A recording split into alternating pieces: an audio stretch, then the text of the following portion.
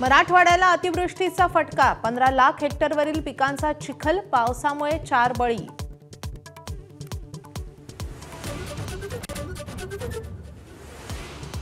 बीडमध्ये पावसाचा जोर कायम राहण्याचा हवामान विभागाचा इशारा, शाळांना सुट्टी. अहिल्यानगरमधील शाळाही आज बंद.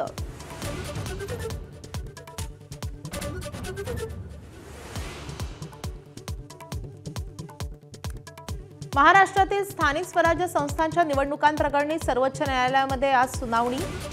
निवडणूक प्रक्रियेच्या कामांचा न्यायालय आढावा घेणार.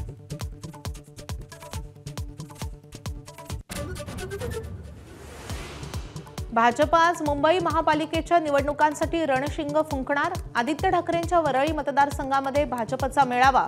मुख्यमंत्री देवेंद्र फडणवीस करणार मार्गदर्शन. ओबीसी मंत्रिमंडळ उपसमितीची आज बैठक. हैदराबाद गॅझेटची अंमलबजावणी आणि ओबीसी समाजातील नाराजीवर चर्चा होणार.